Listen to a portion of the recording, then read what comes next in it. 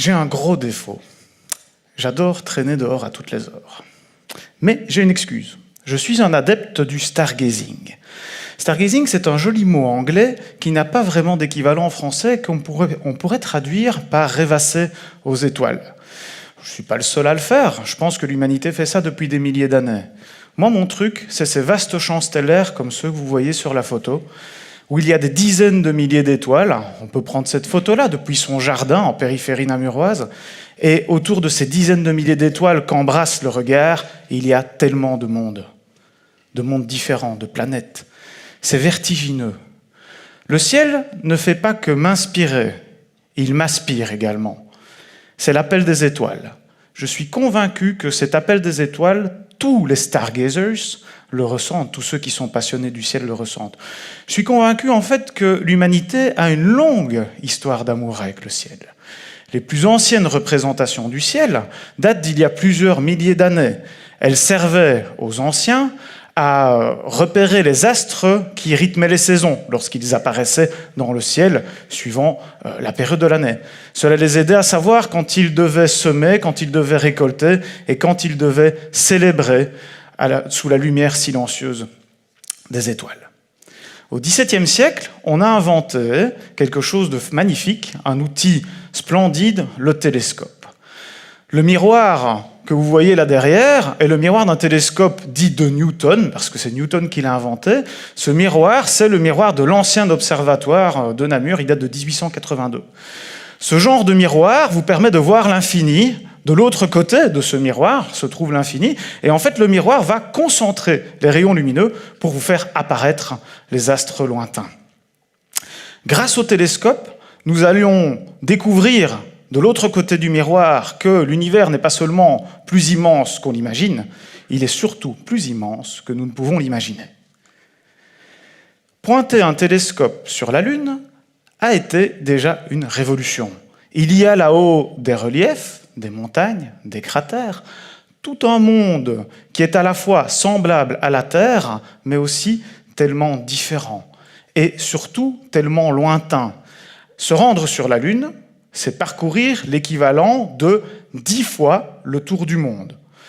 Dans l'échelle bien connue des distances dites de Utsiplou, la Lune, c'est à Dekaushnok.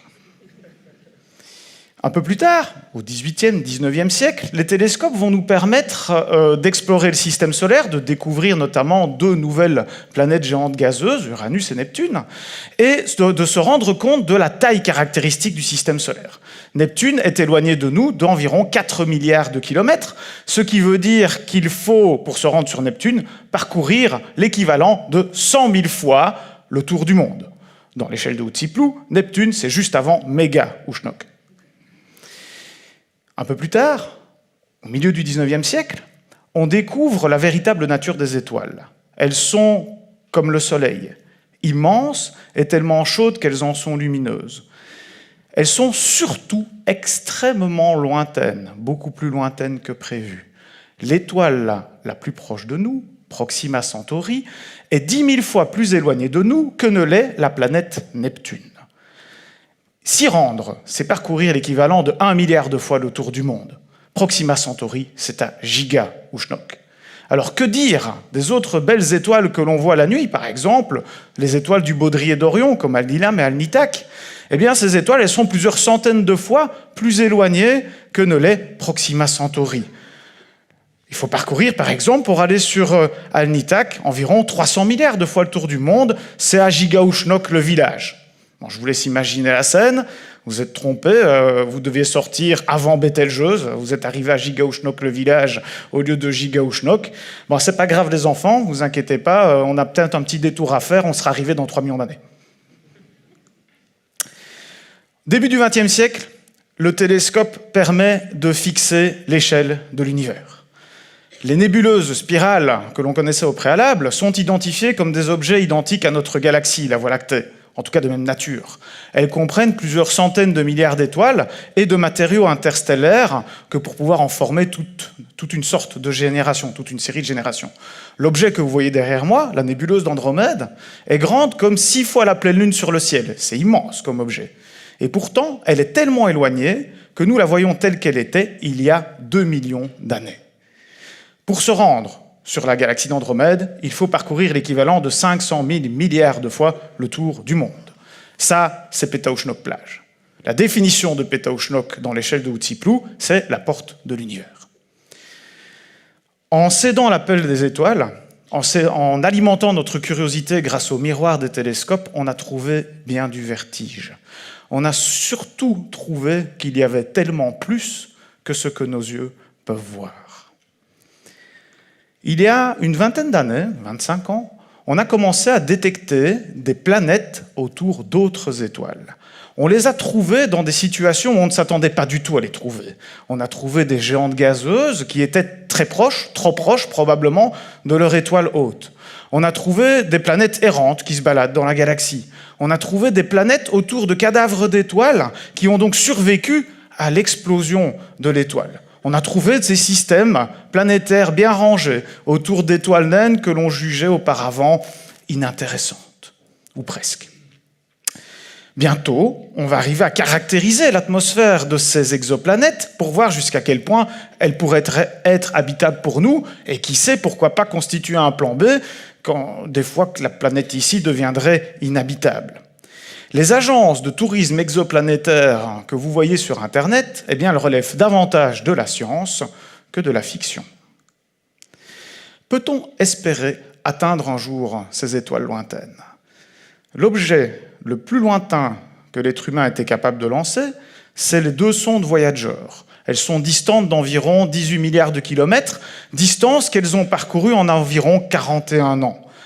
À ce rythme-là, si on utilise la même technologie que pour Voyager, il nous faut 100 000 ans pour aller sur Proxima Centauri. Pourtant, le voyage interstellaire n'est pas interdit par les lois de la physique. Très difficile, mais pas interdit. Et figurez-vous que l'objet le plus plausible qui va nous aider peut-être un jour à aller visiter ces systèmes stellaires, eh bien vous le connaissez bien, vous le contemplez tous les matins, c'est un miroir.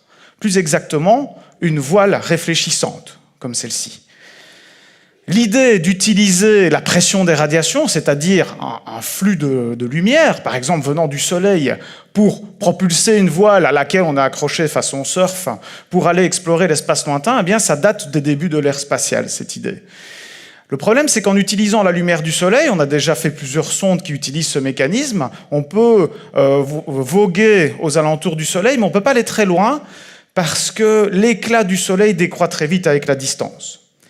Dans les années 60, on a découvert le laser, et avec le laser a commencé à germer l'idée d'une propulsion à énergie dirigée, c'est-à-dire d'externaliser la source d'énergie des vaisseaux spatiaux, de propulser à distance en éclairant avec beaucoup de puissance des voiles réfléchissantes, en leur cédant de l'impulsion, donc en les propulsant dans l'espace lointain, à l'aide d'une source complètement extérieure. Alors, c'est une idée qui peut paraître saugrenue, mais qui reprend pas mal d'aplomb à l'international ces dernières années, depuis quelques années, parce qu'elle est jugée comme la plus plausible. Elle est notamment le sujet d'un projet, d'une initiative soutenue par plusieurs milliardaires, dont Mark Zuckerberg, des scientifiques comme feu Stephen Hawking, des institutions, tous aussi prestigieux qu'ils sont ambitieux. Leur idée, c'est d'utiliser un gigantesque laser, construire un gigantesque laser qui serait alimenté par énergie solaire et qui servirait à propulser des microsondes de 1 gramme et de les accélérer jusqu'à une vitesse de 20% de la vitesse de la lumière. Avec ça, on pourrait passer au large de Proxima Centauri en 20 ans de voyage. Ça fait un peu cher la partie de surf, mais c'est pas mal. De mon côté, je me suis attaché, parmi les nombreux défis qu'il y a derrière cette idée extraordinaire, parmi ces nombreux défis, je me suis attaché à modéliser la trajectoire des voiles réfléchissantes et d'autres fusées à radiation en utilisant les outils de la relativité générale. On peut modéliser des allées simples et des allers-retours. Mieux, on peut réduire la durée du voyage pour le voyageur autant que l'on veut en profitant d'un effet appelé la dilatation du temps. On peut également calculer comment le ciel apparaît déformé à un observateur qui se déplace à une vitesse proche de celle de la lumière et qui subit une accélération assez importante. Sous l'effet de l'accélération et de la vitesse extrême, le ciel apparaît déformé, la couleur des étoiles apparaît changée, et si le voyageur veut pouvoir s'orienter parmi les étoiles, il doit démêler ce sac de nœuds et retrouver la position correcte des étoiles pour ne pas se perdre à Gigaouchnok, le village. Je peux aussi calculer, grâce à ce modèle, le coût énergétique précis de missions à voile réfléchissante ou de missions utilisant des fusées à radiation. Pour envoyer des sondes de 1 gramme vers Proxima Centauri, il vous faut dépenser l'équivalent énergétique de ce que produit un réacteur nucléaire pendant quelques heures. Par contre, pour envoyer une station spatiale habitée, comme la Station spatiale internationale, d'une masse de 100 tonnes, il vous faut dépenser l'équivalent en énergie de plusieurs dizaines d'années de production énergétique mondiale. Donc, si le voyage interstellaire n'est pas interdit par les lois de la physique, il est surtout impayable. Il ne risque pas non plus d'être démocratique. Il va exiger de construire des choses qui sont gigantesques, qui vont nous permettre de détourner, si on va utiliser des vols habités, il faudrait détourner l'équivalent d'un 10 millième, 2 milliardième de la puissance émise par le Soleil. Un 10 millième de milliardième, vous me direz, c'est pas grand-chose. Mais à l'échelle du Soleil, c'est énorme. C'est plus pharaonique, c'est littéralement astronomique.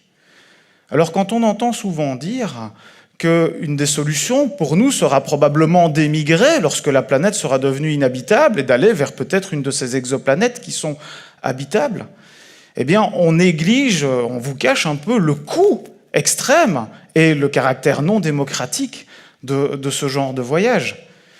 On vous cache aussi que, il ne faut pas oublier peut-être aussi que ça va nécessiter des entreprises qui vont complètement changer la face du système solaire, balafrer notre étoile avec un énorme panneau solaire ou piller toutes les ressources en minerais du système solaire. À quoi ressemblera le monde de demain si certains d'entre nous cèdent complètement à l'appel des étoiles et vont comme ça surfer sur leur voile réfléchissante à l'assaut des étoiles les plus proches? Quel monde laisserons-nous derrière? Est-ce que nous aurons le culot, le cran de nous retourner pour regarder une dernière fois tous ceux que nous aurons abandonnés, ceux que nous n'aurons pas pu prendre avec nous, de regarder le reste, cette partie d'humanité que nous abandonnerons derrière nous, là-bas, de l'autre côté du miroir?